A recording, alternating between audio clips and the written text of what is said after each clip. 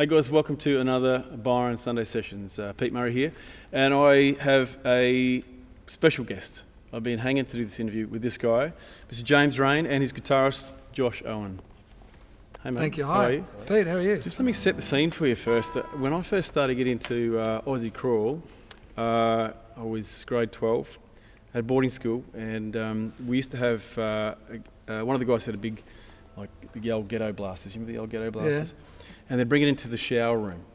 So we would all be basically having showers, singing along to Aussie crawl songs. Sorry to paint that picture. Okay. I just thought I'd get that out of the way now. Yeah. So, right. Been a fan for a long time. Thank you. I used to play footy too when I was younger, so I know that shower room. Yeah, exactly. But mate, look, I'd want to find out, where did you start playing music? I know that you sort of, Aussie crawl formed at school as well.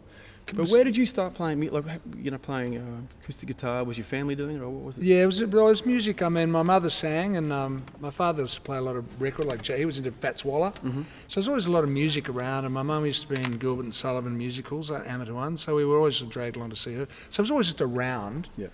And when I started playing, I played the drums first. And the thing about our place, Lucky gave that away, eh? The drums. Well, and I just built up a drum kit over years. I used to play on boxes, and then my brother started playing them because they were around. But it was never discouraged. It was like I was making a lot of noise, but our parents never came down and said shut up. So I think by almost by attrition, we just started playing music, and then I just started playing a really basic guitar because the guys I hung around with played guitar, and I just taught basic song and started writing just songs. I just did it because I thought that's what you do. They weren't very good, but I just started going, you know, banging away on a G chord, you know.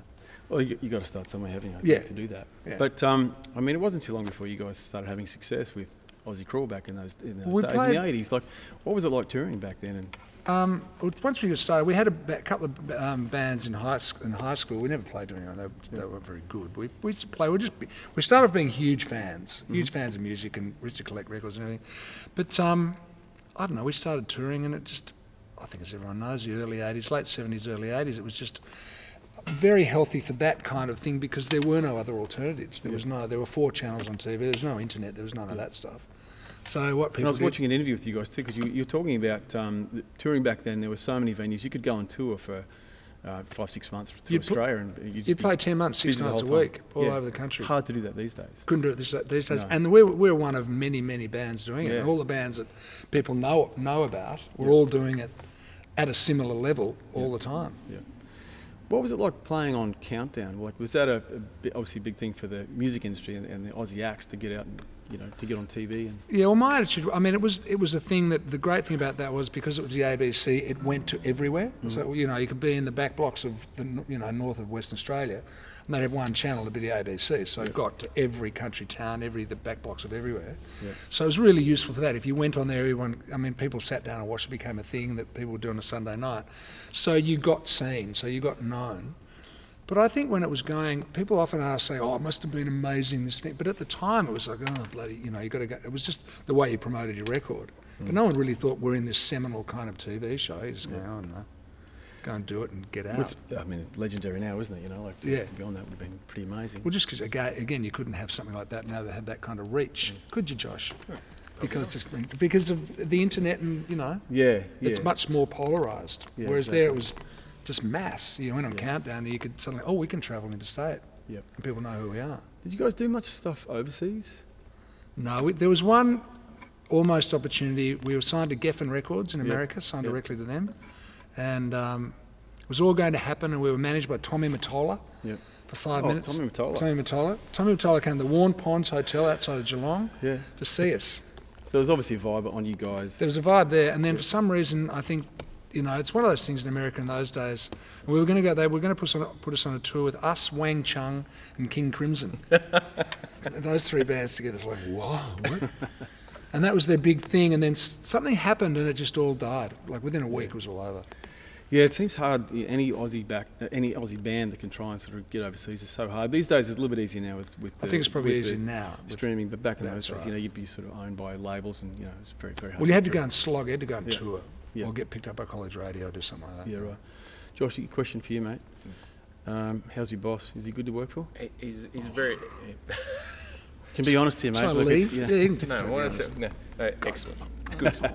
it's great. I mean, the songs are amazing. So I was going to say, how good is it? I mean, we've just come off By the Sea. We played. Yeah, we've all just done a gig, by the way. So ladies down and here gentlemen. in Melbourne, and we got off, and I've seen the last 2 weeks. I've seen this guy play 8,000 people in Cronulla, 6,000 today. The response is unbelievable to see you play And to live. you. Don't Well, sell I mean, yourself thank you, short. but this is my show. I'm talking about you. So We're standing back at the stage saying, bloody Pete Murray. we joked about singing a little version of Reckless before you came on, just to sort of spoil your. No, go on, do that. That'd be good. No, we do it. But you know, to listen to it's just hit after hit after hit, and the crowd, you can see them building, and you know the energy that builds, and by the end, when you've been finishing with Boys Light Up, just the vibe, everyone's just getting stuck into it, you know, and it's such a great vibe to witness and to play. I mean, sorry, cutting you out, mate. Yep. To play in that, you know, must be a great feeling for you too, for Yeah. all those songs. Absolutely, it's hard to describe it. You know, James is sitting right here, so Yeah, I know. I don't want to. I'll do an interview with you later, mate. You and I will but talk about it is amazing. Like I'm amazed at. We were talking about it last week. You know, that bands that were on the radio. You know, that's Yep. what we were talking Yeah. about, and the power of that. Yeah. As in, you stand on stage, and I guess when people were writing those songs, it weren't to know what was going to happen with Yeah. them, and they've gone out on the radio, and then people turn up and It they makes react. It's a massive difference, Yeah. isn't it, when you've got a song that's a hit, and you've had plenty. So you know, like just the singing along was It's incredible. remarkable. Yeah, Cronulla was amazing. I just thought that gig was fantastic. Yeah. So it's been great It to was see. great, It. right? But the interesting thing about that too is I think I'm lucky in the sense that my generation, we grew up, again, it goes back to the fact that there weren't the alternatives, that radio was really supportive. So radio would play a lot of Australian stuff. And so I was lucky as in that period where I had Australian, and my first 3 or 4 solo records were played a lot on the radio. So I'm lucky now that I have this kind of catalogue that people know. And I reckon it must be so hard for young bands now that there's not there should be, but there's not that Australian radio support, mainstream support to play Yeah. Australian stuff. You know, my theory is if you play something 6 times a day for 3 months, it gets stuck in the public people get to know consciousness. it, that's and right. people go, oh, it's a hit. Yeah. They'll go on. But I mean, a good song also stands out, you know, Correct. and that's the thing. If you play enough, it will become a hit. That's right. But other But there are songs good will songs become around known, now. and then it's, you Yeah. know, when you go see a live gig, then it will stand out for you. Yeah. But the difference is, you've got lots of hits, mate. There's lots of great songs. The melodies that I find, the way that you sing them, that your phrasing is unique, and no one sounds like you. And I think that's what you want to try and achieve, and what you've achieved in your career is to have some uniqueness, you know, like that, to be who you thanks. are. Well, I didn't just No, come but I out mean, that way. that's how it's happened, you know. So, Yeah. another question just on acting. Now, I remember Oh, yeah. as a kid, you did East of Eden. Was it East of Eden? Return to Eden. Return to Did Eden, that, yeah. Yep. And a couple other I things. love that show. So did I. It was good. You didn't. In wanna fact, my continue that? wife made me watch it fairly recently. Okay, she right. found it on Prime Video or something. Can I just say you were a terrible arsehole? The problem with that was, I don't know whether it's a good or bad job, because I got so much shit Grief. after that, so Did much you? grief after that, because people go, he's so up himself. Oh, I go, really? it was a character. Like you're acting. Yeah. Yeah, I was playing a two-dimensional, one-dimensional Yeah. arsehole. You ever going to make a comeback and do some acting? Or? Oh, if someone asked me, Yeah. what about you? Mate, I'm But not you're good both enough. you guys, movie star We'll see how looking we go. guys. Now, look, we're going to do a song today. This is one of my all-time favourite songs, Downhearted. Great. But I've got to be honest with you. I just checked the lyrics, I Googled them the other day just to make sure I had it all right. And for a long time, 30 years, I've been singing this with a lot of passion, and I've had the lyrics wrong. So is it okay if you? Oh, Let's do that. In fact, because we're aware of this, I think your version is better. Downhearted Chorus. Broken Dreams. So yeah, sing it for me again. It goes, downhearted. That's the original. Broken dreams and never end. And you would sing? I was singing downhearted. Broken River never really started, which I thought Broken And that's River better. is such, I thought, brilliant. So those lyrics, that's never going to mend a broken river. The relationship's beautiful. never going to work. It's just, it was so great. perfect.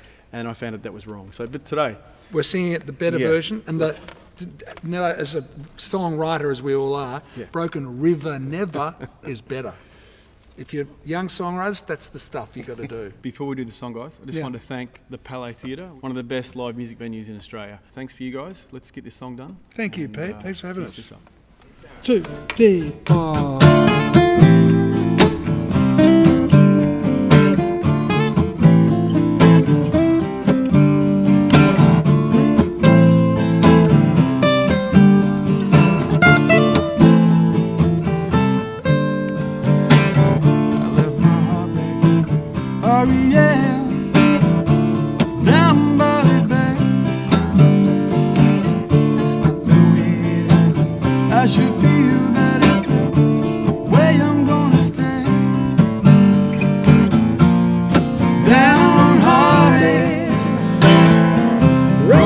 River never really started.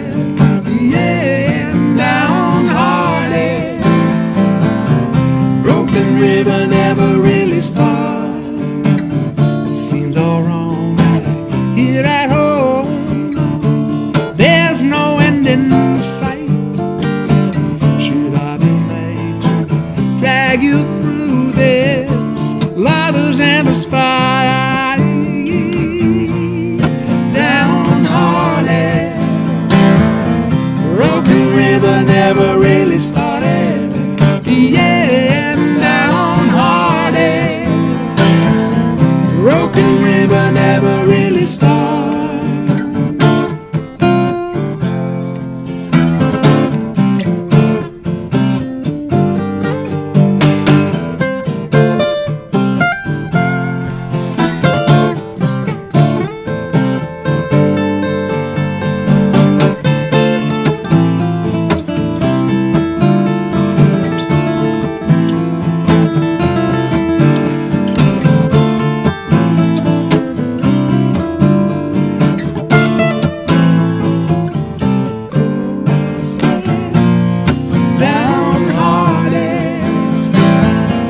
Broken River never really started. Yeah, downhearted. Broken River never really started. We should stay happy on the farm. Sometimes God get all the way there's love and all its charm.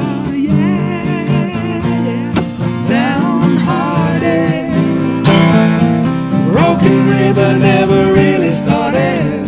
Yeah, downhearted. Broken River never really started. Yeah, downhearted. Broken River never really started. Yeah, downhearted. Broken River never really started.